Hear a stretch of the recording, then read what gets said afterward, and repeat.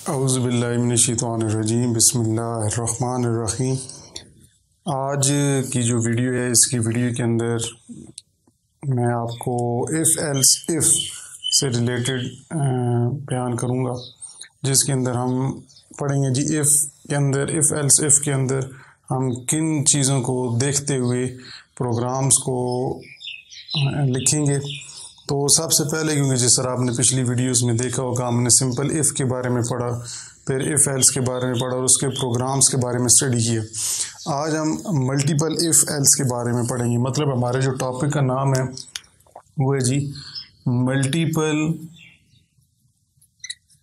If else if structure. ठीक है जी, जिसके अंदर हम ये कह सकते हैं कि एक इफ़ के बाद कंडीशन, उस कंडीशन के बाद एल्स की कंडीशन, फिर एल्स इफ़ की कंडीशन और फिर सो ऑन चलते चलते आखिरी एक एल्स की कंडीशन रह जाती है। इसके अंदर सवाल ये है कि ये कहाँ पर यूज़ होता है, हम कहाँ पर इस स्ट्रक्चर को यूज़ करते हैं जब हमारे पास इफ़ एल्स भी है। तो इफ़ एल्स तो वहाँ पे यूज़ होता है जहाँ पर आपको दो ऑप्शंस या दो चॉइसेस, दो ब्लॉक ऑफ स्टेटमेंट्स में से किसी एक को सिलेक्ट करना होता है on the basis of condition. जबकि ये जो if else multiple if else है, ये नेस्टेड नहीं है। ये मल्टीपल इफ़ एल्स स्ट्रक्चर जो है ये इम्प्लीमेंट होता है वहाँ पर जहाँ पे आपको मल्टीपल ब्लॉक ऑफ स्टेटमेंट्स दी जाएंगी और उनमें से एक ब्लॉक ऑफ स्टेटमेंट को आपको चलाना पड़ेगा on the basis of condition. ठीक है जी, इसका जो सिंटैक्स है, इसको लिखते किस तरह, सिंटैक्स जो है इसको लिखने का, आप लिखते हैं सबसे पहले इफ़, उसके बाद कंडीशन, इफ़ की कंडीशन होती है, उसके बाद ये ब्लॉक जो होगा, ब्लॉक नंबर 1 जो स्टेटमेंट होगी ये एग्जीक्यूट होगा अगर इफ़ की कंडीशन ट्रू होगी। फिर उसके बाद एल्स इफ़, फिर एक कंडीशन होगी एल्स इफ़ के बाद, जो कि एल्स के अंदर कंडीशन नहीं होती थी, इफ़ एल्स में कंडीशन नहीं होती थी। तो यहाँ पर ब्लॉक नंबर 2 से रिलेटेड स्टेटमेंट चलेंगी, एल्स यहाँ पर ब्लॉक 3 की स्टेटमेंट्स चलेंगी, या आप कह सकते हैं सो ऑन आगे चलते जाए तो ब्लॉक n भी हो सकते हैं। ठीक है, तो ये इसका सिंटैक्स है। ये तो मैंने सिंपल 3 तक रखे हैं, 3 से आगे भी जा सकते हैं। मतलब if else if else if else if else if और लास्ट पे एल्स। तो ये डिपेंड करता है जी क्वेश्चन के ऊपर कि क्वेश्चन के अंदर पूछा क्या गया है और उसको किस तरह हल करना है। तो इफ़ जो है, सिंपल इफ़ जो मैंने आपको कहा था कि जो इस्तेमाल नहीं होता वो इसी वजह से कि उसका सिर्फ आंसर एक ट्रू की बेस पर ही मिलता है, फॉल्स का हमें पता नहीं चलता अगर यूज़र गलत इनपुट भी करे। फिर हमने इफ़ एल्स के बारे में पढ़ा कि अगर यूज़र गलती से कोई इनपुट करता है तो वहाँ पे वो फॉल्स भी बताएगा, लेकिन उसकी भी एक रिस्ट्रिक्शन है कि जी जहाँ पे आपको सिर्फ 2 कंडीशन वैल्यूज़ को, स्टेटमेंट्स को चलाना हो, ट्रू से या फॉल्स के, तो वो चलती हैं। लेकिन आज जो हम ये पढ़ रहे हैं ये 2 से ज़्यादा स्टेटमेंट्स को भी अगर आपने चेक करना हो, आप इफ़ एल्स इफ़ स्ट्रक्चर को यूज़ कर सकते हैं। ठीक है जी, इसकी अगर फ्लो चार्ट डायग्राम बनाएं तो फ्लो चार्ट डायग्राम आपको यहाँ बता देता हूँ।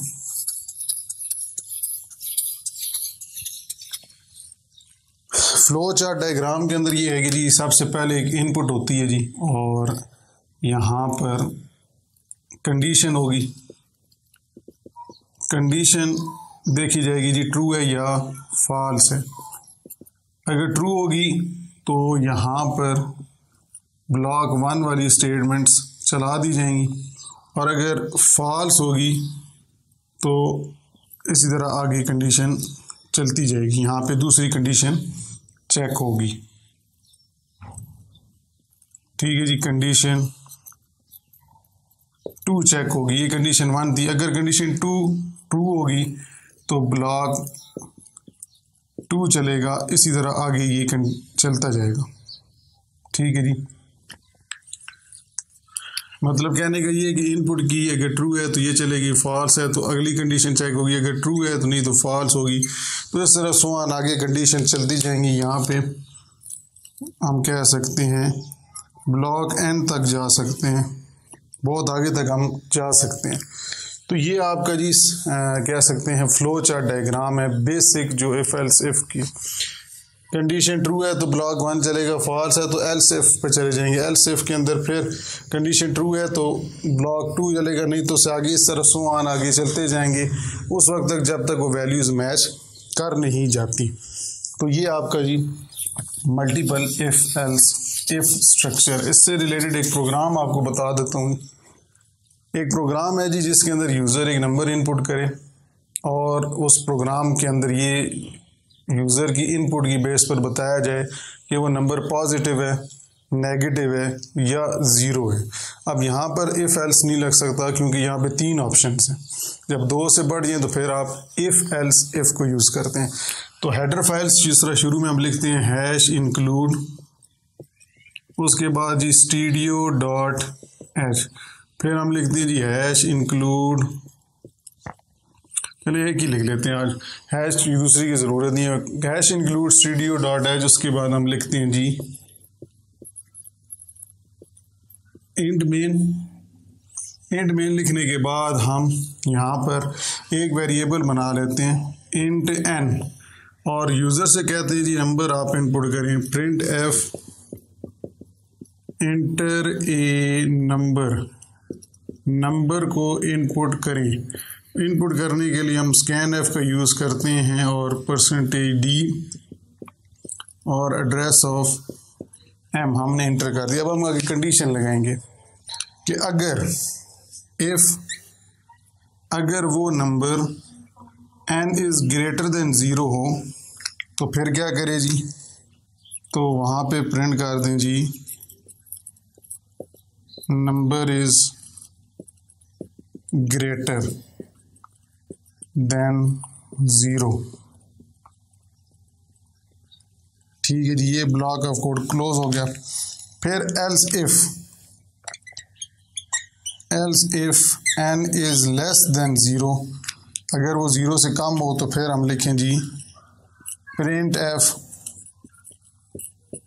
नंबर इज़ लेस देन 0 और यहाँ ब्रैकेट क्लोज और एंड पे हम लिख देंगे जी, जो कि मैं आगे लिख देता हूँ यहाँ पर एल्स, यहाँ पर हम ब्रैकेट में लिख देंगे प्रिंट एफ नंबर इज़ 0। ठीक है जी, तो ये आपका एक प्रोग्राम है जी जिसके अंदर हम if multiple if else if को यूज़ करें। अब यूज़र कोई भी नंबर इनपुट करेगा, इंट मैंने डाटा टाइप दी है, एन वेरिएबल बनाया, आप जो मर्जी बना सकते हैं। नंबर इनपुट करेगा यूज़र, अगर वो नंबर 0 से ग्रेटर होगा तो ये वाली ब्लॉक ऑफ स्टेटमेंट चल जाएगी, आगे नहीं चलेगी। और अगर ये कंडीशन फॉल्स होगी तो अगले एल्स इफ की कंडीशन को चेक किया जाएगा, अगर ये कंडीशन ट्रू होगी तो ये वाला ब्लॉक ऑफ कोड चल जाएगा। और अगर ये कंडीशन भी फॉल्स होती है तो फिर एल्स के अंदर एक ही फिर रह जाती है स्टेटमेंट और ये फिर स्टेटमेंट स्क्रीन पर डिस्प्ले होके दिखा दीजिएगी। तो आने वाले लेक्चर्स के अंदर इंशाल्लाह मैं जो कंपाइलर के ऊपर इसके मुख्तलिफ प्रोग्राम्स जो हैं वो आपको परफॉर्म करके दिखाऊंगा। ज़्यादा कंपाइलर के ऊपर इसको चलाएंगे। तो ये क्योंकि थोड़ा सा बेसिक आपको फ्लो चार्ट और इससे रिलेटेड डिस्क्रिप्शन बतानी ज़रूरी थी तो वो बोर्ड पे आपको समझा दिए। आने वाले लेक्चर्स के अंदर कंपाइलर के ऊपर इंशाल्लाह इसके ऊपर प्रोग्राम रन करके चलाएंगे और उसके अंदर कुछ चेंजिंग करके भी चेक करेंगे, कुछ एरर्स आते हैं तो उस एरर्स को कैसे रिमूव किया जाता है। अगर वीडियो आपको पसंद आती है, वीडियो को लाइक लाजमी कर दीजिएगा, चैनल को सब्सक्राइब कर दीजिएगा और बेल वाले आइकन को क्लिक करके ऑल नोटिफिकेशंस को भी क्लिक कर लें ताकि जब भी मैं कोई लेक्चर्स की वीडियो अपलोड करूं तो उसकी नोटिफिकेशन मैसेज की सूरत में आपको मिल सके और फिर आप वो वीडियोस को देख सकें। अपने दोस्तों के साथ और लोगों के साथ भी इस चैनल को शेयर करें। शेयर करने से आप लोग, मेरी एक हौसला अफजाई होती है कि जब लोगों को चीज़ें पसंद आती हैं वो जब शेयर करते हैं तो वो फिर दूसरे स्टूडेंट्स भी इस चीज़ से चीज़ें हासिल करते हैं, गैदरिंग करते हैं, डाटा हासिल करते हैं, सीखते हैं कुछ, तो उससे मुझे खुशी भी होती है और ये भी होता है कि वो मुझसे सवालात भी पूछते हैं, तो फिर उसकी बेस पर उनको वो इंशाल्लाह जो मेरे बस में होगा, जो मैं समझूंगा कि जिस टॉपिक से रिलेटेड है और मैं वो आपको उस टॉपिक से रिलेटेड बेहतर अंदाज से समझाना चाहता हूँ, तो वो आपको वो प्रोवाइड भी कर दूँगा। तो इंशाल्लाह जी नेक्स्ट वीडियो में आपसे मुलाकात होती है नेक्स्ट लेक्चर के अंदर। तब तक अल्लाह हाफ़िज़।